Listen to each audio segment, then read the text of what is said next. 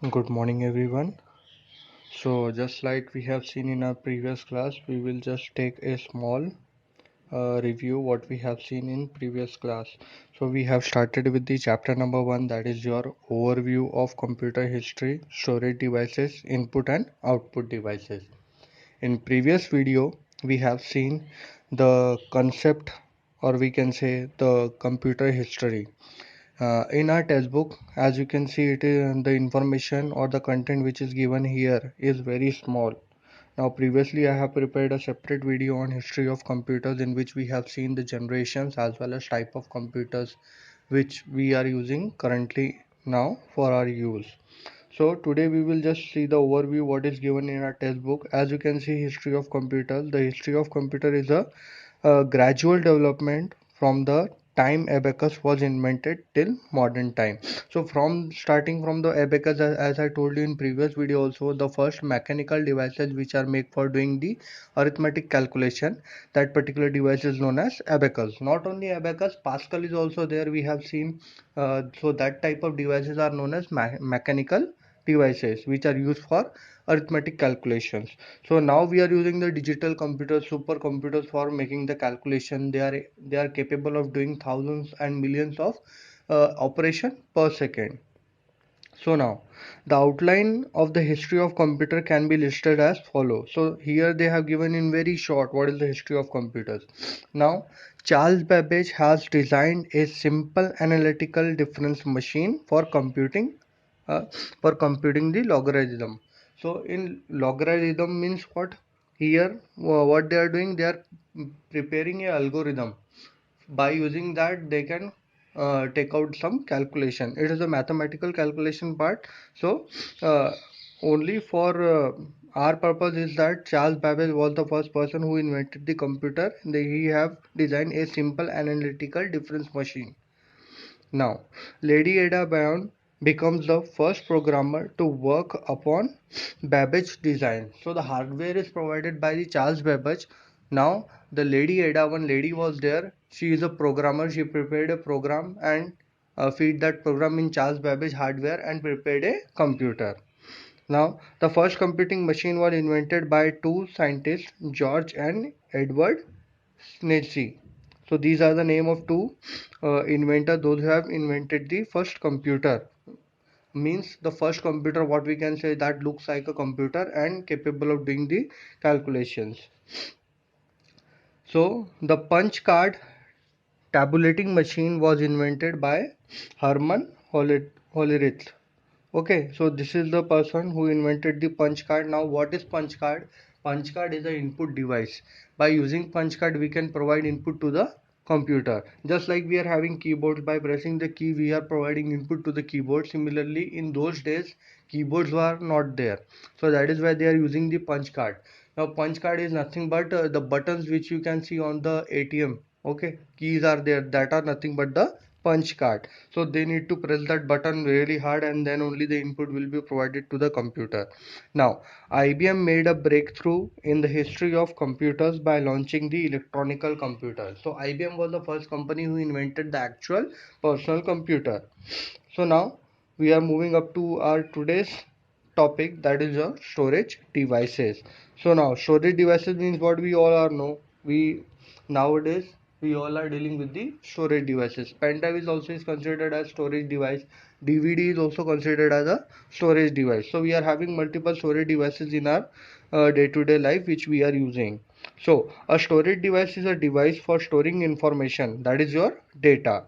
Storage devices are classified into primary storage and secondary storage. As we get to know that storage devices are of two types, one is known as primary and one is known as secondary storage device. So I have prepared one PPT for you. By using this we will elaborate or clarify all those things in very short time. So as you can see, chapter 1 storage devices, here you can see the description is given regarding the storage devices. A storage device is any computing hardware that is used for storing files and information. That is why we are using the storage devices. It can hold and store the information both temporary and permanently, and can external internal to a computer. So externally also we are able to save the information as well as internally also. So here you can see some pictures are also given for the storage devices. Now the type of storage devices, as we have seen in our textbook also, the type of storage devices are primary storage device and secondary storage device. Now we will see how they are different from each other. So as you can see, primary storage device generally smaller in size. So the storage devices which comes under primary storage devices are smaller in size. Temporary store data, it will temporarily store data, means for some specific time it will hold the data, and after that the data will get erased. Fast access data speed, so data speed, transmitting of data is very fast. Now, secondary storage device, large storage capacity. The secondary storage devices are having the large storage capacity. We can store large amount of data in it, store data permanently. It can also store the data permanently. Means it can hold the data, it can store the data up to when we require the data to be present in the storage device. It is not like primary device that after some time it will get erased automatically. They can be both internal and external to the computer, and secondary storage devices can also be integrated internally to the computer, as well as we can also save it separate. Now primary storage devices also known as main storage, or we can say main memory of computer, because they are integrated on the computer itself. In the area in a computer in which data is stored for quick access by the computer processor. So these primary storage devices, or we can say main memory, is particularly made for the computer purpose, because through main memory only the computer will start. Typically, primary storage devices have an instance of all the data and application currently in use or being processed. So primary storage devices is having all the authority to use the application which are stored inside the computer, and primary storage devices only provide the environment for the computer to open the new applications. So now we will see which are those storage devices which will works under primary storage device. So here we can see types of primary storage devices. So there are two main types of primary storage devices which we are using. First one is known as random access memory, that is your RAM, and the second one is your ROM, read only memory. So here you can see pictures are also given what is RAM and what is ROM. ROM is look like a IC only. It is also known as a integrated circuit only, but it is having the capacity to store the data. So now random access memory, computer data. So computer stored data temporarily in the memory. It is also known as main memory and random access memory. This could be operating instruction, loose data or content from the programs that are running. When the computer is switched off, all the data is cleared from the RAM. So it also known as volatile memory. So as I told you that primary storage devices does not contain the data for so long, means what, it can hold data up to when it is getting the power supply. As the computer is not getting the power supply, the data stored inside the RAM will get vanish, it will get deleted automatically. So it can only hold the data up to when it is getting the power supply. As the computer gets shut down, whatever data is there inside the computer, it will get deleted. So and random access memory is also known as volatile memory. Why it is known as volatile memory? Because it can hold the data up to when it will get the power supply. As the power supply gets shut down, the data will get deleted. Now we will see the second type, that is your ROM. As the name suggests, read only memory. When a computer is first switched on, it need to load up the BIOS, that is your basic input output system. A basic instruction for the hardware will get loaded from the computer when we are starting it. These instructions are stored in ROM, that is in your read only memory. ROM contain the programming that allows your computer to be booted up. Now booted up in the sense when your computer will get started. This type of memory is called non-volatile memory because it will retain the data. Now as you can see, previously RAM is known as volatile memory. Here they are saying that ROM is your non-volatile memory. Now why it is known as non-volatile memory? Because it can store the data if the power supply is not there. Means in your RAM the data is only able to stored when it is getting the power supply. Means it required the continuous power supply, then only it can hold the data. But here in ROM, whatever data you have fed up, it will be there if power shutdown is there, or if your computer is switch off also, then also it can hold the data. So secondary storage devices. Now we will see what is your secondary storage devices. Secondary storage device is a non-volatile memory, does not lose data stored in it when the device is powered off. So these are the some of the devices which will store the data and does not get the data deleted when the power supply is not there. That is not directly accessible by the CPU because it is not accessed via the input output channel. So this particular data is not directly accessed by the CPU. You need to provide instruction, then only we are able to view the data which is stored inside the computer. That is why we are having that my computer icon in our desktop. By using that my computer icon, we are navigating to a particular folder, then only we are providing the command to cut, copy and all. So it is used to store permanent data. So why it is stored permanent data? Because the data inside in it will not get deleted unless until we are providing any instruction to delete or modify. So now the most permanently, or we can say the most popularly used secondary storage devices which we are using in our day-to-day life, that is your hard disk drive. So hard disk drive is a data storage device that uses magnetic storage to store the data magnetically onto the tracks on the disk. So it is a magnetic storage device. By using the magnet, they are storing the data in it. The hard drive reads and writes the data to the hard disk. The platters are used to store the data, and this data is accessed by using a magnetic head. So a platter is a hard disk coated with a magnetic material. So about this I will put a separate video, or we can say a separate study material, that you can understand how the hard disk works. For right now, for understanding purpose, you just understand that it is a magnetic storage device. It uses magnetic coated material for storing the data in it. It is having three different components. One is known as platter. A platter is nothing but a circular disk. What is that platter? It is a circular disk on which the data will be stored, and then there is a head will be there. It is a laser beam icon head will be there. It will rotate around the disk and the data will get read and write with the help of head. So now the next one, uses of hard disk. So hard disk can store all type of media, means it can store audio, video, pictures, graphics and all. Stored your data files, and it can also store your data files permanently, means if the power supply is not there, the data will not get deleted from your hard disk. Then advantages of using the hard disk: large storage capacity up to 10 TB. So here they are showing that it can store around 10 TB of data, but right now currently 14 TB of hard disks are also available for storing the data.